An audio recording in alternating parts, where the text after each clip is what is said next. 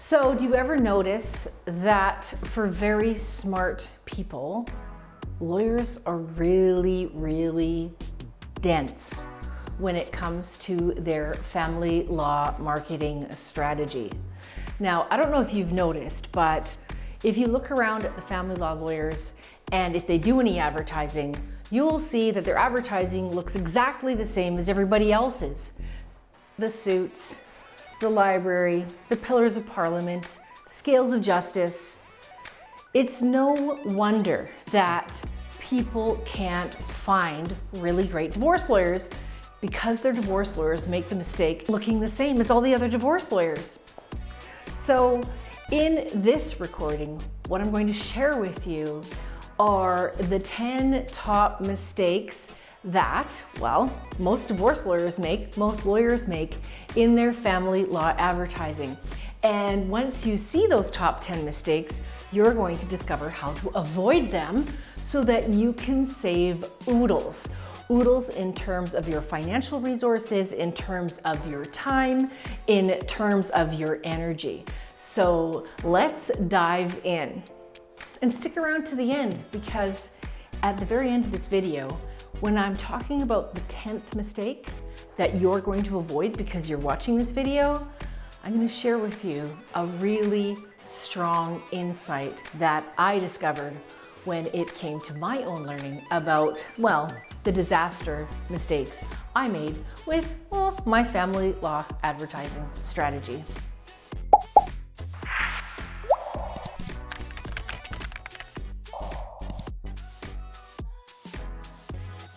My name is Val Heminger, and I have been a divorce lawyer for more than 25 years. I have run my own law practice for more than 20 years. And over those years, I have made my share of expensive, and I mean really expensive, and time-consuming and stressful mistakes. And a lot of those mistakes were directly in relation to my advertising strategy. That's why I am going to share with you those mistakes and how you can avoid them. First of all, one huge mistake that a lot of lawyers make is, well, guess what they do? They don't market at all. And, well, it's understandable. So, back in the olden days, when I was a baby lawyer, this is how marketing went for family law. You didn't do anything. In fact, very few people did family law marketing. The most they might do is take out a little ad in the Yellow Pages phone book. Yes, we used to use phone books back then because nobody had computers on their desks. The internet wasn't even a thing. And yet people would get their clients through word of mouth. They thought, okay, if I do really great work, word's going to get around. And once that word gets around, then people are going to come to me more and more often. And guess what? In the 90s, that strategy worked. Doing great work, working hard, being smart, helped you develop a really great law practice. And it's not the 90s anymore. And that's why I share with you one mistake. The biggest mistake you can make is not marketing at all. The point being, the idea of you being able to develop a really great, solid law practice by doing great work, working hard, being smart, that is not going to help you grow your business. That's not going to help you grow your family law practice. I get it.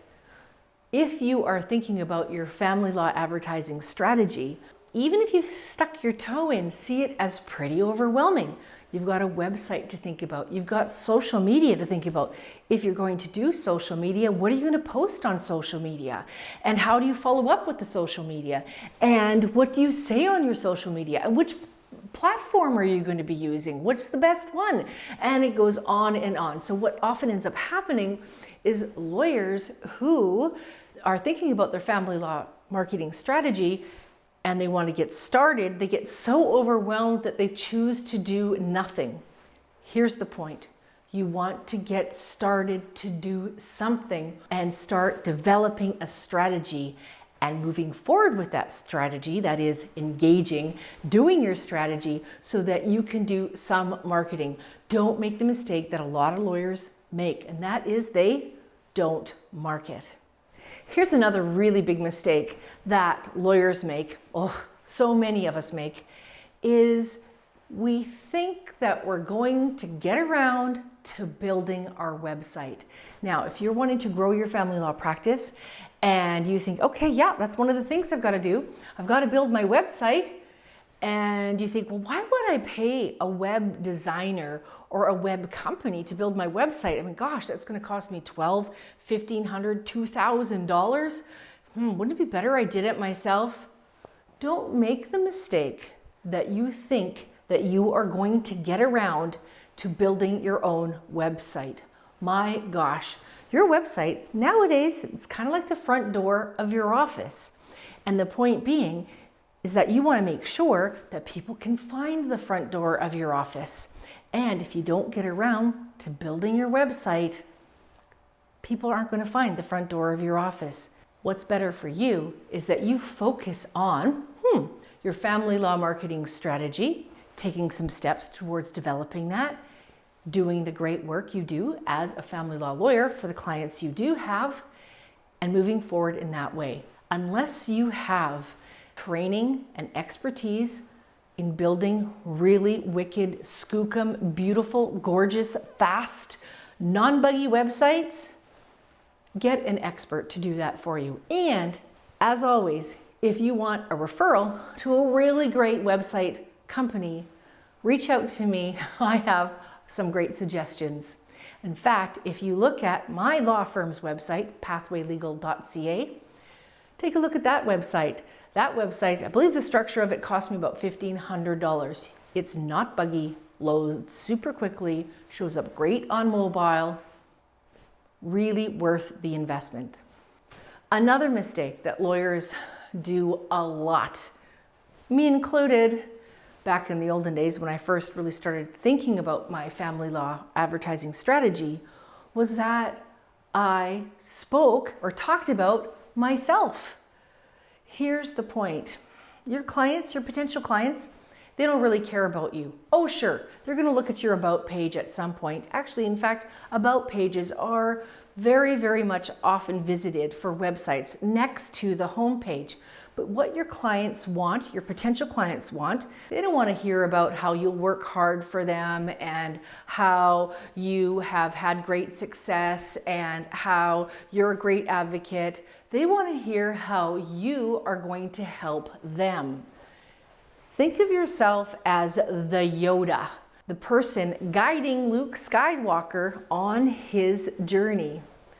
When your client, potential client, comes to your social media, comes to your website, you want to deliver to them, explain to them what you can get them, what you deliver for them, getting them to the goal of a peaceful resolution, getting them to the goal of an amicable divorce, getting them to the goal of a divorce that doesn't cost the earth. Whatever it is that's on brand for you, you want to not talk about you, but talk about them. One of the big mistakes that I made when I first started doing my family law marketing strategy is, well, the worst thing I could do. I had a firm at the time. It was first called Heminger Schmid, then it was called Heminger Law Group. Well, what did I do? I said, well, we were not your ordinary law firm. In retrospect, do clients care if we're an ordinary law firm or not? No. They really care about how we're going to help them. Needless to say, it didn't really attract a lot of clients.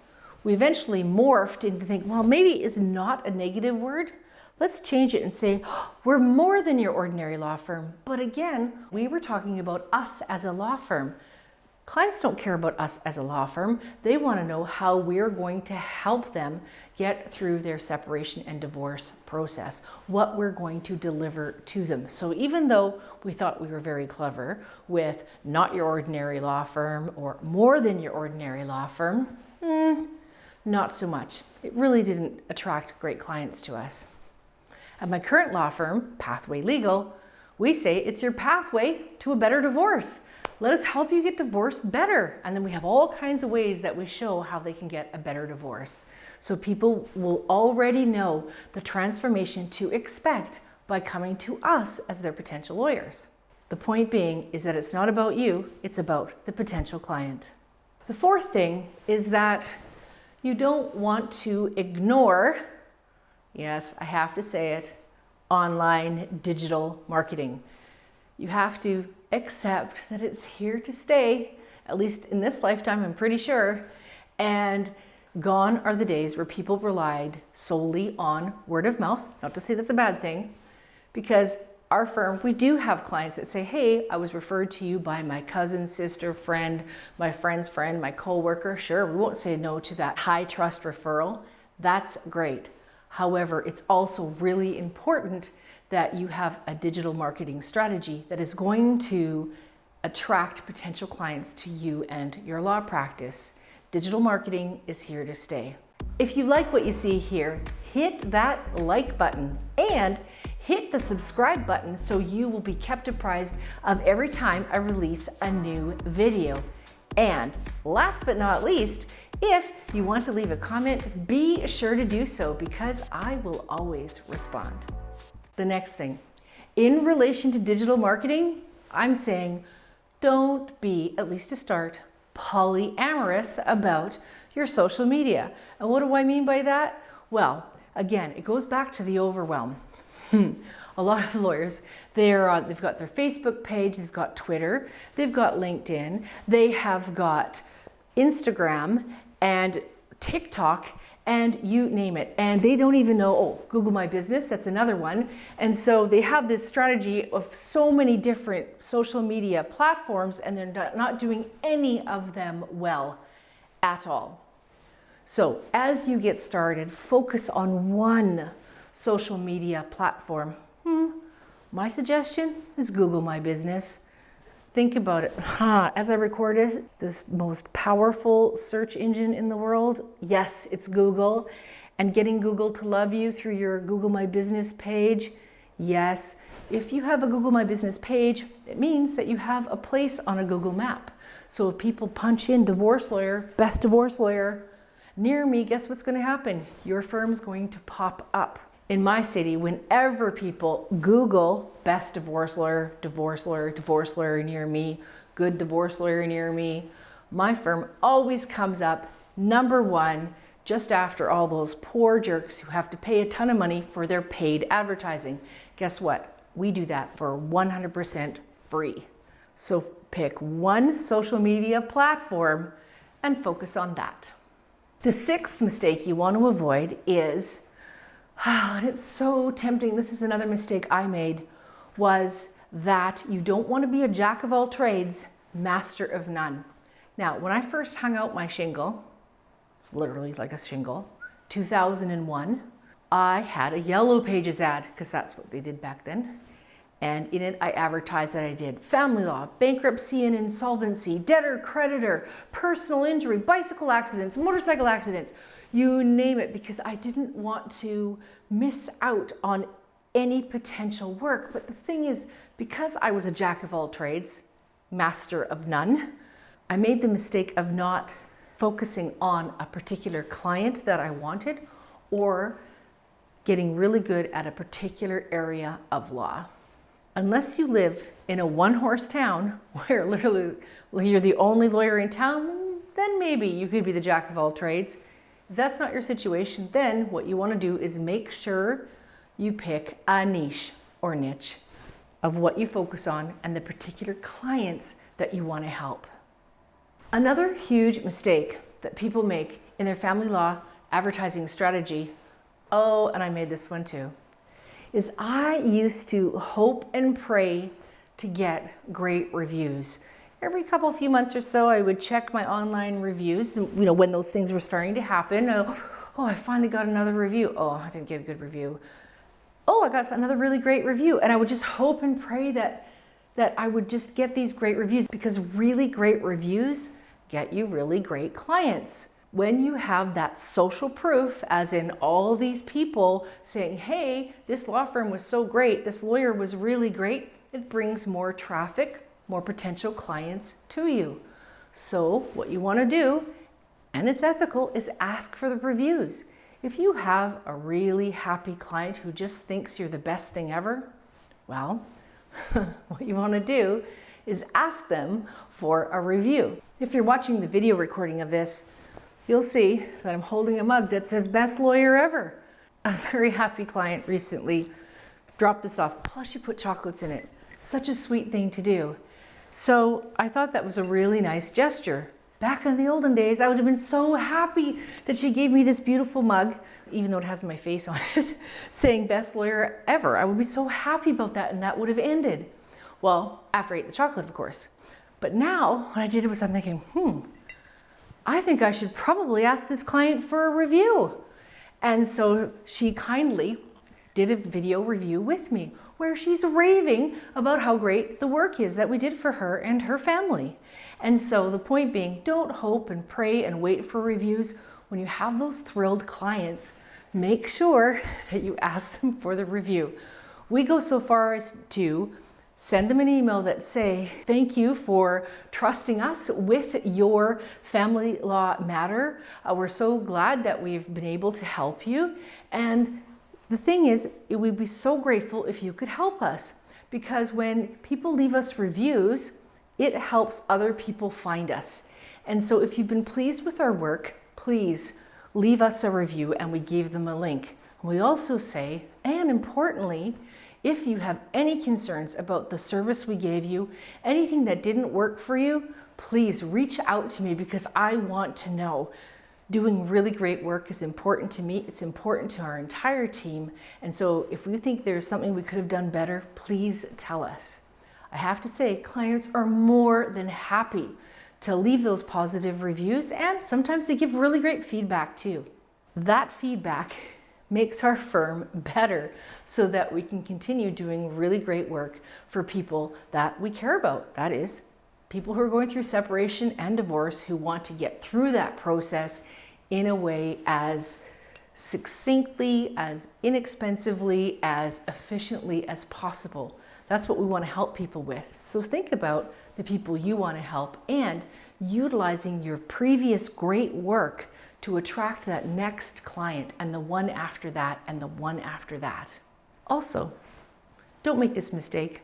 Don't be a know-it-all. See, because we're lawyers and because we're used to kind of being smart, and because we're used to doing a lot of stuff on our own, and because we're used to doing the research and making sure that we get the A's, sometimes we think we know it all. For example, we think we know it all about, let's say, our advertising strategy or our social media strategy or anything else that will increase our business.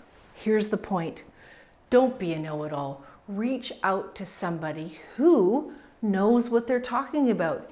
Get coached, get mentored, get somebody to help you with your family law marketing strategy. Someone who knows what they're talking about in their area of work so that you can continue to focus on your area of work. A huge part about our brand is client care, client nurturing, clients who matter. And we demonstrate that throughout the work that we do.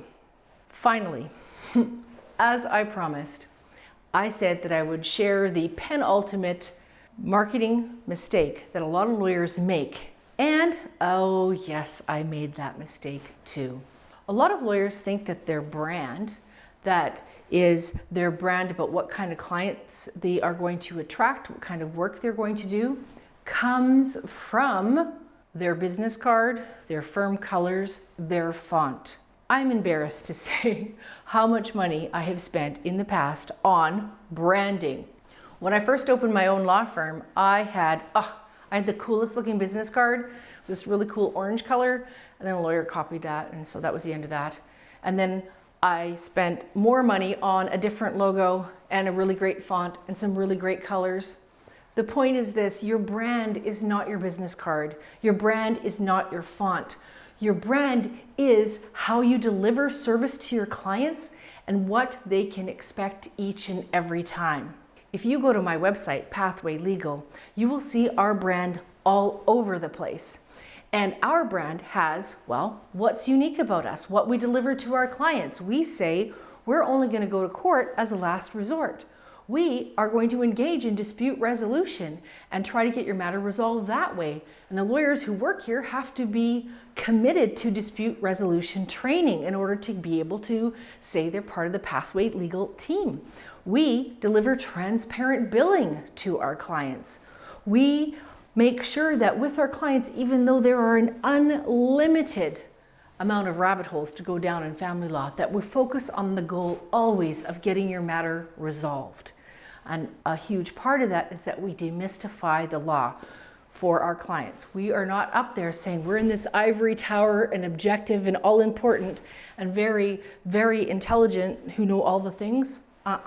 We're working hand in hand with our clients. So that's our brand.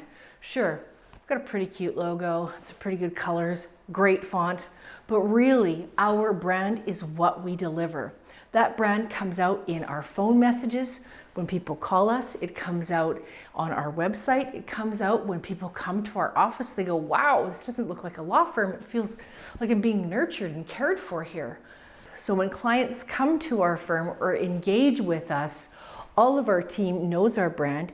They interact with our clients that way so that the clients feel that they're nurtured, that they feel that they're cared about, that they feel that they matter, that we're working hand in hand with them, that we will answer any questions they have about their bills, but we're also very clear about our billing practices, that we demystify the law for them so that they understand what their rights are, what their obligations are, that they know we're going to do everything possible to avoid court. So think about for you, more than just your font and your business card and your firm colors and maybe your logo, think about for you, what is it that you want to deliver? What is your brand that you want to give your clients for their transformation that you want to deliver each and every time? As an example, there's one lawyer I know, their brand is that they like to go to court all the time and they tend to always represent guys. So in that situation, their brand is I'm going to go to court, it's going to cost you a lot, and if you're a guy, great, I am your person. That doesn't make the person wrong, it's just that the people who interact with their firm know what to expect. So think about what's important to you, authentic to you, and develop your brand from there and deliver it everywhere in terms of your client interactions, your social media, and your website. So this is Val. I'm so glad you joined me today to discover the 10 advertising mistakes that, well, a lot of us lawyers make. And so you don't have to make them. If you like what you see here, hit that like button and subscribe to this channel so you can be kept apprised of every single video as it comes out. And for more treasures about how to have a successful law practice, to be the best divorce lawyer that you can be, go to BeTheBestDivorceLawyer.com. That's BeTheBestDivorceLawyer.com. On that site, you will have the opportunity to join the Be the Best Divorce Lawyer newsletter, where every couple weeks we send you tips, tricks, strategies for your most successful law practice ever. And for just $10, you can download the Divorce Lawyer's Survival Guide, where I will take you by the hand and guide you through the exact step-by-step process I have developed to turn your practice into the thriving practice you want it to be.